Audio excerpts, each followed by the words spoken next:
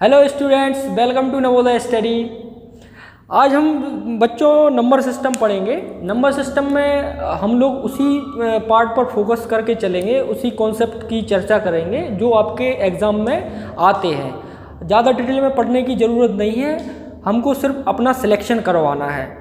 आपको और हमको हम दोनों को मिलके आपका सिलेक्शन कराना है, इसलिए उसी कॉन्सेप्ट पे चर्चा होगी जो आपके एग्ज़ाम पॉइंट ऑफ व्यू से इम्पोर्टेंट है। तो चलिए नंबर सिस्टम स्टार्ट करते हैं। नंबर सिस्टम में बच्चों क्या है, नंबर सिस्टम होता है, नंबर्स क्या होते हैं सबसे पहले ये देख लेते हैं।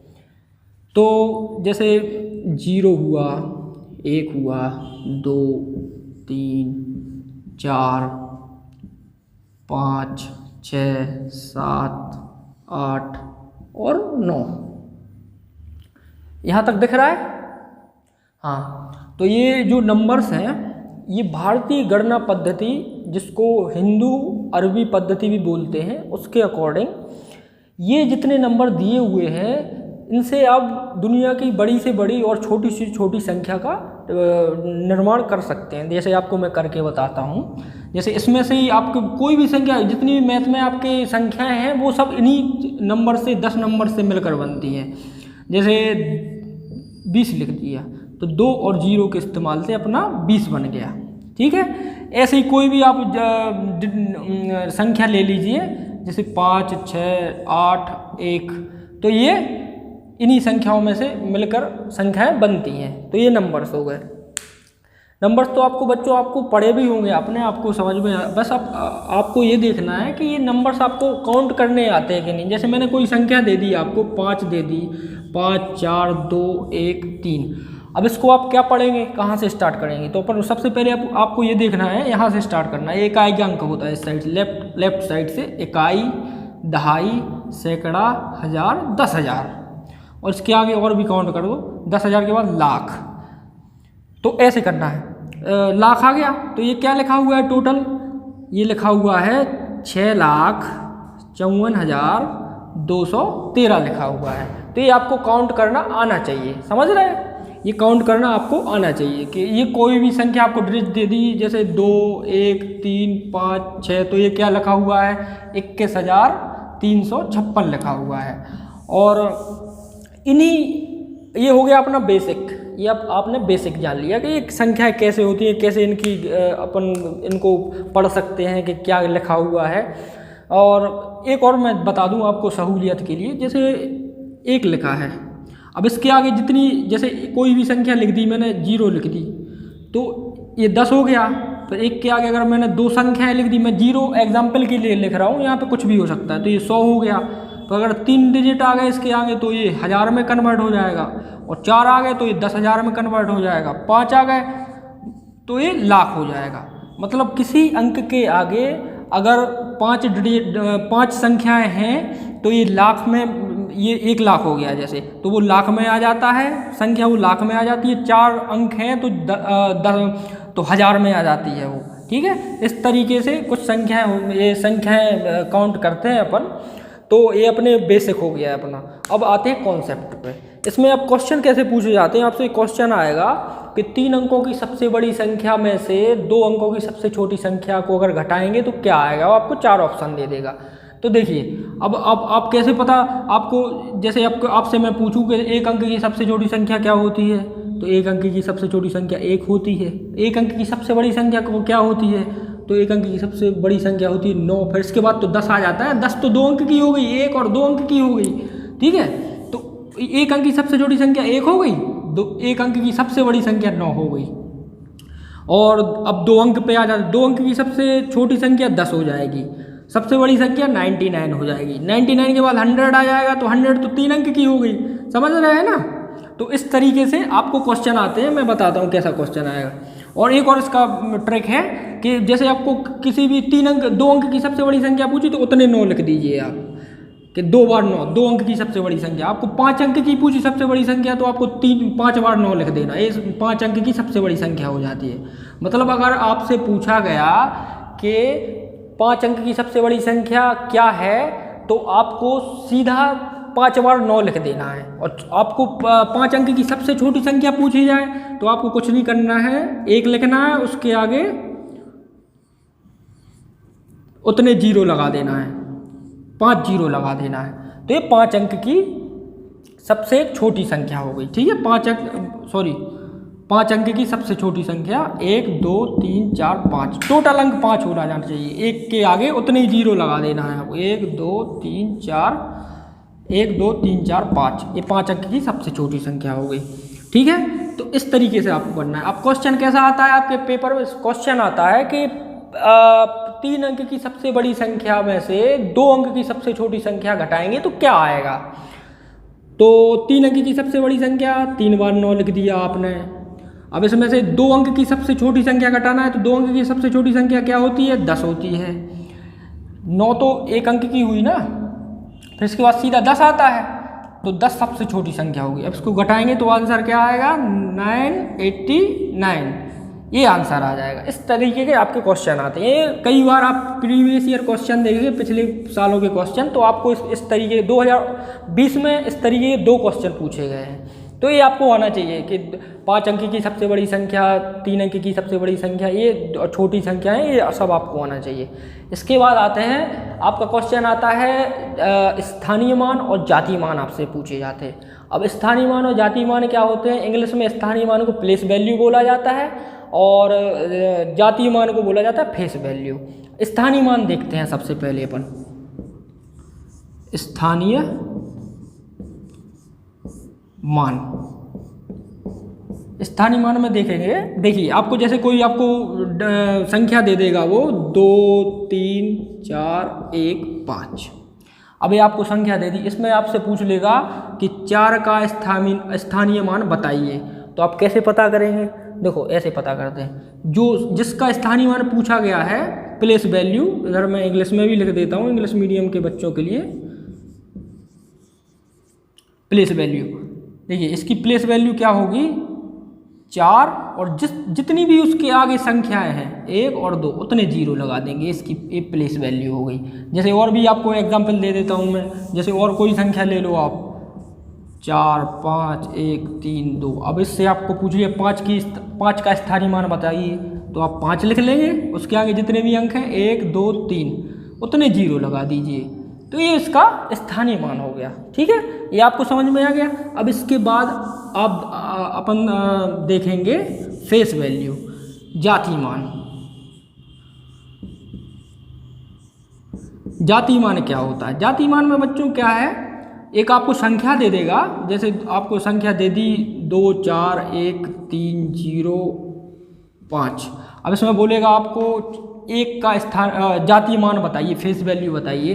तो स्थानीय मान में तो आगे जीरो लगा देते, इसमें सिर्फ वही वैल्यू लिख देंगे 1, इसकी ये फेस वैल्यू है, तो सिर्फ वही जो जिसकी फेस वैल्यू पूछी है वही लिख देंगे, वही फेस वैल्यू होती है, ठीक है। ये आपको एक और एग्जांपल दे देता हूँ मैं, जैसे अब कोई आप ले लिया 232 लिख दिया। अब इसमें पूछा आपका 2 3 का या 2, चलो 2 का पूछते हैं, 2 तो 2 है इसमें, 1 2 का जातीय मान बताइए, वो 3 का जातीय मान बताइए, तो इसकी वैल्यू 3 रहेगी। जातीय मान में सिर्फ वही संख्या आ जाएगी जो पूछी गई है, ठीक है। अब क्वेश्चन कैसा आता है ये देखिए आप, वो बोलेगा आपको संख्या दे देगा 2 5 3 2 1 दे देगा। अब इसमें वो बोलेगा 5 का स्थानीय मान और 3 का जातीय मान में अंतर क्या है। तो 5 का स्थानीय मान क्या है? 5, और उसके आगे जितने अंक हैं उतने जीरो लगा देंगे, और 3 का जातीय मान घटाना है, इसमें से अंतर पूछा है ना, तो 3 का जातीय मान 3 है, इसमें से घटा देंगे, तो अपना 5000 में से 3 घटाइए तो क्या आ रहा है? ये आ रहा है। तो इस तरीके से क्वेश्चन आते हैं। तो अब हम लोगों को सिर्फ कॉन्सेप्ट वही देखना है जैसे क्वेश्चन आपके पेपर में आते हैं, ज़्यादा इधर उधर का सीखने की ज़रूरत नहीं है, क्योंकि आपका सिलेबस थोड़ा बड़ा है, इसलिए सिर्फ उन्हीं कॉन्सेप्ट में बात होगी, उन्हीं की प्रैक्टिस आप घर पे करना जो आपके कॉन्सेप्ट पूछे जाते हैं। तो चलो बच्चों, अब हम देखेंगे कि संख्याएं कितने प्रकार की होती हैं, कि जो भी मैंने अभी आपको नंबर बताए वो उसमें भी जो संख्याएं होती हैं वो भी उसमें डिवाइड है कि कौन सी संख्या क्या कहलाती है। तो देखिए, जो संख्याएं बटी हुई हैं संख्या पद्धति में, तो कुछ प्राकृतिक संख्याएं जिनको नेचुरल नंबर भी बोलते हैं, नेचुरल नंबर वो होता है जो एक से ज़्यादा, एक से स्टार्ट होता है और अनंत तक जितनी संख्या है, चाहे वो 100, 1 लाख, 1 करोड़, जितनी भी संख्या है एक से लेके, वो सब नेचुरल नंबर के अंतर्गत आती है, प्राकृतिक संख्या कहलाती है। इसके बाद आता है अपना पूर्ण नंबर, पूर्ण संख्याएँ आती हैं।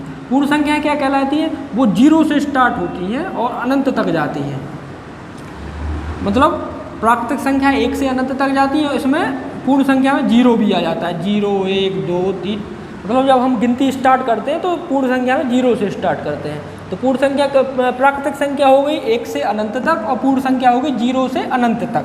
अब इसके अंदर सम संख्याएँ क्या होती हैं? अब कुछ सम संख्याएँ होती हैं जैसे 2, 4, 6, ऐसी संख्याएँ जो 2 से विभाजित हो जाए वो सम संख्याएँ कहलाती हैं। और एक नोट कर लेना ये वाली बात कि 2 सबसे छोटी सम संख्या के अंतर्गत आती है। 2 सबसे छोटी सम संख्या है, ठीक है। जो 2 से डिविजिबल है वो सम संख्या या इवन नंबर कहलाती है, ठीक है। चौथे नंबर पे आते हैं विषम संख्या, ऑड नंबर्स। ऑड नंबर्स वो होते हैं जिनमें 2 का भाग नहीं जाता है या 2 से डिविजिबल नहीं होती है, वो विषम संख्या कहलाती हैं। जैसे 1, 3, 5, 7, 9, 11, ये जितनी भी संख्याएं हैं ये 2 से डिविजिबल नहीं है, इसलिए ये विषम संख्याएं कहलाती हैं, ठीक है। इसके आगे 100 में और भी है, 13 है, इसके आगे जितनी भी संख्याएं हैं, ठीक है। वो तो भाग दे के देख लेना, जिसमें 2 का भाग जाएगा वो सम संख्या, जिसमें नहीं जाएगा विषम संख्या कहलाती है। अब आ जाते हैं अपन भाज्य संख्या पे। जो संख्या, ऐसी संख्या जो 1 से और स्वयं से और इसके अलावा भी कई नंबर से डिविजिबल हो, वो भाज्य संख्या कहलाती है। जैसे माना कि एग्जाम्पल ले लेते हैं, 8 हुआ या 10 हुआ या 24 हुआ। ये देखिए संख्याएँ क्या होती हैं। ये जो संख्या है बच्चों, इसको माइक को सेट कर लेता हूँ, अच्छे से सेट नहीं हुआ था। ये जो संख्या है भाज्य संख्या कहलाती है। देखिए 8 जैसे लिया हम लोगों ने, तो 8 में देखिए 2 से 1 से तो डिवाइड हो ही रही है, 1 तो सभी 1 से तो सब में, 1 का भाग सब में चला जाता है। इसके बाद ये 2 से भी विभाजित हो रही है, इसके बाद 8 से भी विभाजित हो रही है। ऐसी 10 है, 10 1 से तो होगी, इसके बाद 2 से भी विभाजित हो रही है और 10 से हो रही है। 24 है तो ये 1 से हो रही है, 2 से विभाजित हो रही है, 3 से भी हो रही है, 6 से हो रही है। ये जो संख्या 1 से विभाजित हो और स्वयं से विभाजित हो, इसके अलावा भी अन्य संख्याओं से विभाजित हो जाए, वो भाज्य संख्याओं के अंतर्गत आती हैं। इसके बाद आता है अभाज्य संख्या। अभाज्य संख्या वे होती हैं जो 1 से और स्वयं से विभाजित, सिर्फ 1 से और स्वयं से विभाजित हो, वो अभाज्य संख्या कहलाती है। अभाज्य संख्या में आ जाता है जैसे 3 आ गया, 5 आ गया और 7 आ गया और 11 आ गया। ये जो संख्या है, ये देखना आप 1 से विभाजित तो सभी होती हैं, फिर इसके अलावा ये स्वयं से विभाजित होगी और किसी से विभाजित नहीं, डिवाइड नहीं होगी। 5 है, 5 में किसी का भाग नहीं जाता, 7 में किसी का स्वयं का भाग जाता है और 1 का भाग जाता है। तो ये समझ में आ गया। इसके बाद अगला कॉन्सेप्ट है अपना पूर्ववर्ती और उत्तरवर्ती। आपके एग्जाम में क्वेश्चन आते हैं कि पूर्ववर्ती और उत्तरवर्ती संख्याएँ क्या होती हैं। तो देखिए मैं बताता हूँ पूर्ववर्ती और उत्तरवर्ती संख्या क्या होती है। पूर्ववर्ती संख्याएँ वो वे होती हैं, जैसे एग्जाम्पल, डायरेक्ट एग्जाम्पल से समझते हैं अपन लोग। जैसे मैंने 8 लिख दिया, उसमें क्वेश्चन आ जाएगा कि 8 की पूर्ववर्ती संख्या कौन सी है। तो पूर्ववर्ती संख्या क्या हो जाएगी, इससे 1 कम कर दो तो पूर्ववर्ती हो जाएगी ये संख्या, ठीक है। प्रीफिक्स बोलते हैं इसको, प्रीफिक्स नंबर बोलते हैं। इसका 8 का प्रीफिक्स नंबर क्या है, 7 है, और इसका सफिक्स नंबर क्या है, 1 ऐड कर देंगे तो 9 इसका सफिक्स नंबर है। कोई भी संख्या ले लो, जैसे मैंने इधर 110 ले लिया, तो 110 के बाद इसका प्रीफिक्स क्या हो जाएगा, 109 हो जाएगा। 1 कम हो गया ना इससे, और 1 ज़्यादा कर दो 111, तो ये सफिक्स हो गया। ये एक कॉन्सेप्ट आपका हो गया। इसकी आपको घर पे प्रैक्टिस करना है, करके देखना है, जब आप पे बनेगा। इसके बाद अब इसके अगले वीडियो में और भी आपके प्रीवियस क्वेश्चन की जो प्रैक्टिस कराऊंगा और भी क्वेश्चंस की उसमें आपको बताऊंगा। और अब आता है आपने ये 2 कॉन्सेप्ट देख लिए। इसके बाद संख्याओं के योगफल के नियम होते हैं कुछ, जैसे मैंने आपको दे दिए कि 1 से लेके, जो अभी नेचुरल नंबर पढ़ाए थे, 1 से लेके इन्फिनिटी तक होते हैं ना जो नेचुरल नंबर। जैसे मैंने आपको क्वेश्चन दे दिया, ऐसा क्वेश्चन आता है 1 से लेके 20 तक के सभी प्राकृतिक संख्याओं के का योग बताइए। तो आप ऐसे ऐड करते बैठ रहेंगे क्या, ऐसी गिनती लिखेंगे क्या, 1 फिर 2 3 20 तक फिर ऐड करेंगे संख्याओं का योग? तो ऐसा नहीं, इसके कुछ फॉर्मूलेज होते हैं, जैसे मैं बताता हूँ 1 से 20। इसमें आपको मैं बता देता हूँ, पहले फॉर्मूला बता देता हूँ। प्रथम n प्राकृतिक, n मतलब जो पूछा गया हो, जैसे प्रथम 20 प्राकृतिक संख्याओं का योग पूछा तो n 20 है, समझ रहे हैं? तो n प्राकृतिक संख्याओं का योग क्या है, तो उसका फॉर्मूला क्या है, तो अंतिम संख्या जो जिसका पूछा गया है कि प्रथम 20 संख्याओं का योगफल बताइए, तो अंतिम संख्या plus n into n plus 1/2 प्रथम n प्राकृतिक संख्याओं का योगफल का ये फॉर्मूला है। इसमें एग्जाम्पल देख लेते हैं। जैसे आपको पूछा गया कि प्रथम 20 प्राकृतिक संख्याओं का योग बताइए, तो आप क्या करेंगे, n की वैल्यू है 20 20, अब इसके अंदर n फिर से 20 प्लस 1/2। अब इसको सॉल्व कीजिए। 20 कोष्टक का पहले सॉल्व किया जाता है, तो ये और इस कोष्टक का मतलब होता है गुणा, तो यहाँ पे गुणा कर देंगे, कोष्टक हटेगा, इसको ऐड कर लिया तो 21 हो गया /2।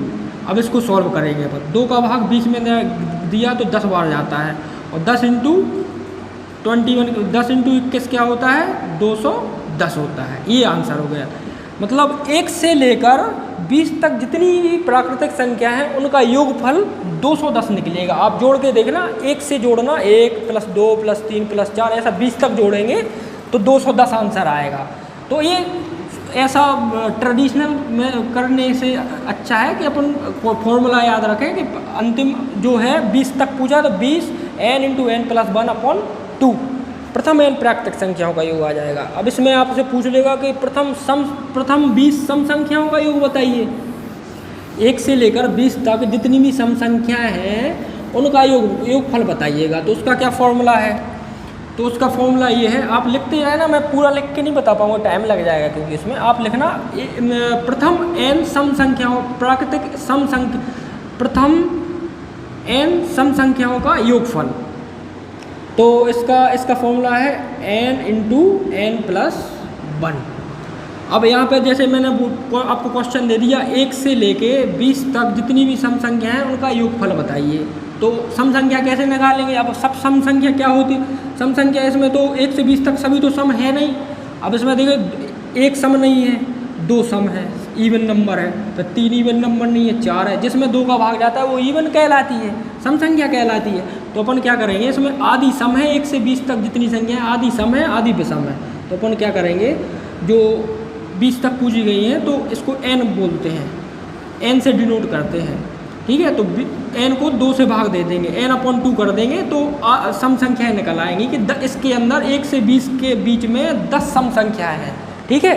तो इसको क्या करना है, ये आपका आ गया 10 आ गया, n की वैल्यू 10 आ गई, n/2 कर देंगे तो ये 10 इंटू 10 प्लस 1, तो ये 10 इंटू 11 हो गया, और इसको गुणा कर दो तो 110। मतलब 1 से 20 के बीच में जितनी भी सम संख्या है उनका योगफल 110 है, ऐसे समझना है। थोड़ा आप घर पे भी प्रैक्टिस कीजिए, आपको मैं आपके बुक्स में भी ये फॉर्मूले होंगे, उनको रिवाइज करिए, मैं तो आपको समझा रहा हूँ बस, ठीक है। इसके बाद आते हैं हम कि आपसे पूछ लिया कि प्रथम n विषम संख्याओं का योगफल क्या होगा। तो n मतलब जैसे मैंने 1 से 10 के बीच में दे दिया कि आपको 1 से 10 तक जितनी भी विषम संख्याएँ हैं उनका योगफल निकालना है। तो आप समझना इस बात को, एक विषम संख्या है, 3 विषम संख्या है, जिसमें 2 का भाग नहीं जाता है वो विषम संख्या कहलाती है। 5 एक विषम संख्या है, 7 एक विषम संख्या है, ठीक है, 9 एक विषम संख्या है।